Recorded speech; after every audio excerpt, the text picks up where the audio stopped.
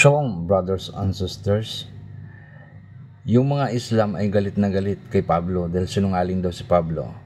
Pero hindi nila iniisip na ang pinakasinungaling ay ang bulaang propeta nila na mangmang at bubo.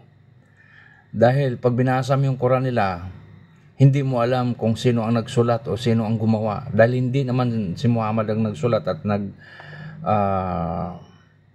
gawa nito. Ito ay ginawa ng kaniyang mga sahaba na mga mangmahang at mga manyakol na sahaba.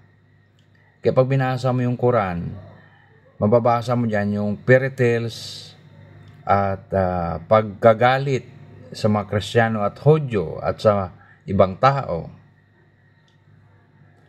Isa pa, hindi reliability ang Quran to correction sa ating pamumuhay dito sa sanlibutan.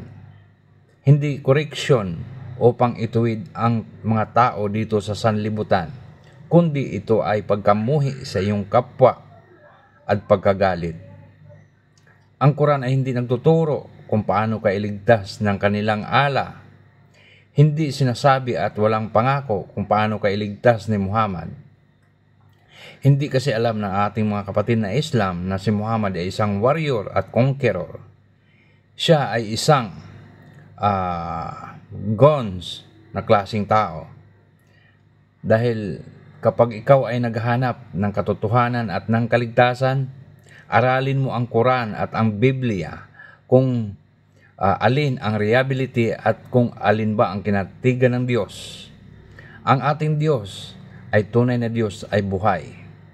Ang kanilang ala, yun ang tinatawag sa Biblia na strange God or Diyos ng sanlibutan.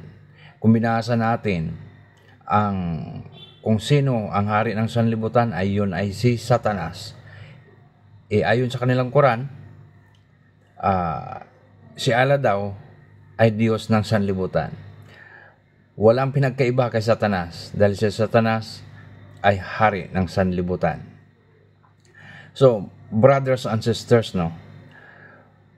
itong mga kapatid nating Islam, galit na galit sila kapag mabuking at maisabi natin ang katotohanan tungkol sa kanilang religion.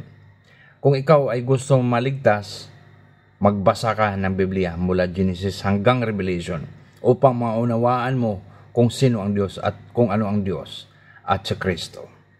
Ako, inaaral ko ang buhay ng inyong propeta at inyong religion.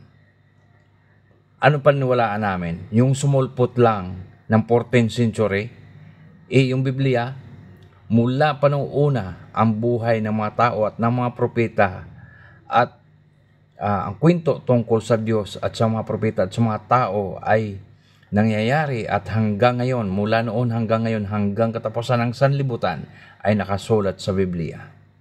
Yung ibang verses nyo dyan sa Quran, plagiarize yan.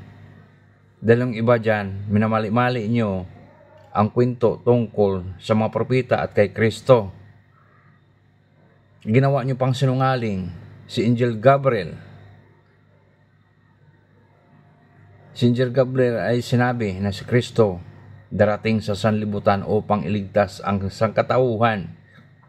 Ngunit sa Quran nyo ay mali ang kwento nyo. Diba? Pero sa Quran nyo, si Kristo ay makapangyarihan din. Mag-isip nga kayo, mga brothers and sisters. So hanggang dito na lang yung video ito. See you next time.